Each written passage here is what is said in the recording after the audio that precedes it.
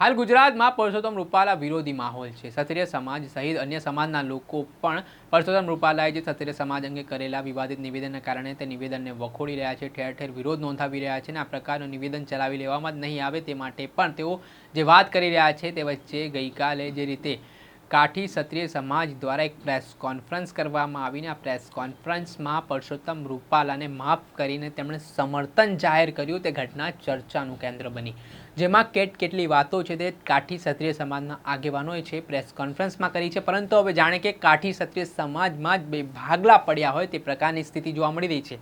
જે આગેવાનો છે તેમણે પોતાનો નિર્ણય લઈ લીધો, પરંતુ જે કાઠી સમાજના અન્ય લોકો છે મોટી સંખ્યામાં તેઓ વિરોધ કરી રહ્યા છે અને તેઓ કહી રહ્યા છે કે કેટલાક જે રાજપૂતો છે તેમના દ્વારા આ પ્રકારનો નિર્ણય કરવામાં આવ્યો છે અને અમે આ નિર્ણય ગણકારતા નથી। શું કહી રહ્યા છે કાઠી સમાજના અન્ય લોકો, વાત કરીશું આ વિડીયોમાં। નમસ્કાર દર્શક મિત્રો, નવજન ન્યૂઝમાં આપનું સ્વાગત છે। હું છું ફૈઝાન। હાલ ક્ષત્રિય સમાજ સમગ્ર ગુજરાતમાં વિરોધ નોંધાવી રહ્યો છે। ઠેર ઠેર આગેવાનોની પ્રતિક્રિયા પણ સામે આવી રહી છે।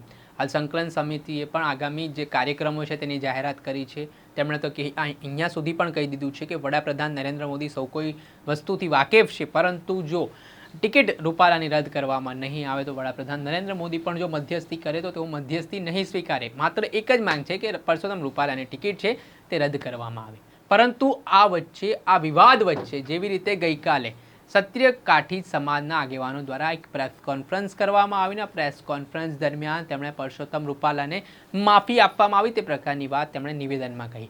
સાથે તેમણે વડાપ્રધાન નરેન્દ્ર મોદીને આગામી લોકસભાની ચૂંટણીમાં જંગી બહુમતીથી જીતાડવાની પણ વાત કરી છે અને ક્ષત્રિય કાઠી સમાજે આ વિવાદમાં પરસોત્તમ રૂપાલાને માફી આપીને સમર્થન આપવાની પણ જાહેરાત કરી, જેના કારણે વિવાદ વધુ વકર્યો। ક્ષત્રિય સમાજમાં એવું પણ માનવામાં આવ્યા કે ભાઈ હવે બે ફાંટા પડી ગયા છે, ત્યારે હવે જે ક્ષત્રિય કાઠી સમાજના જે આગેવાનો નિર્ણય લીધો છે તેના કારણે અન્ય ક્ષત્રિય કાઠી સમાજના લોકોમાં ભારે રોષ અને વિવાદ જોવા મળી રહ્યો છે। તેમણે કહ્યું કે આ જે ક્ષત્રિય કાઠી સમાજના આગેવાનોએ કાલે પ્રેસ કોન્ફરન્સ કરીને પોતાની જાતે નિર્ણય કર્યો છે તે રાજપૂતો છે।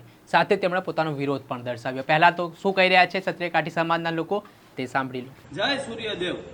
આજે પ્રેસ કોન્ફરન્સ જે થઈ એમાં લેવાયેલો સમાધાનનો નિર્ણય અમારા મોટા મોટા જે રાજપૂતો લોકો છે એનો વિરોધ કરીએ છીએ। કાઠી સમાજના 2-3 રાજપૂતોના આગેવાન આખા કાઠી સમાજનો નિર્ણય એમની રીતે લીધેલ છે એ અમે ગણતા નથી। અમે કાઠી સમાજના આ નિર્ણયને સખત શબ્દોમાં વખોડી કાઢીએ છીએ। અમને કાઠી દરબાર તરીકેનું સ્વાભિમાન છે અને અમે ક્ષત્રિય સમાજ સાથે છીએ।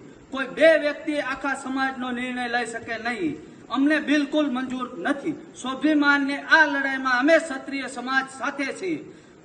સુદામડા ગામ કાઠી સમાજ ક્ષત્રિય સમાજ જય સૂર્યનારાયણ દેવ, જય સૂર્યનારાયણ દેવ, જય સૂર્યનારાયણ દેવ।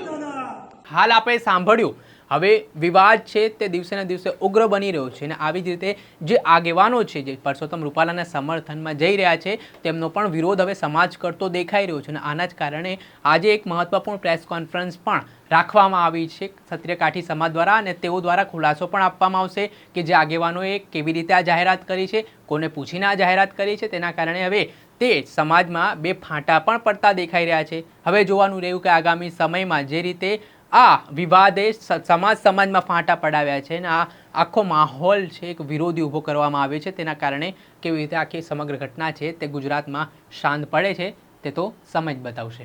દર્શક મિત્રો, ત્યાર સુધીમાં બસ આટલું। આવા નવા વિડીયો સાથે આપણે માહિતગાર કરતા રહીશું, એટલે નવજીવન ન્યૂઝની ચેનલને આપ લાઇક કરો, સબસ્ક્રાઇબ કરો અને વધુમાં વધુ શેર કરો। નમસ્કાર।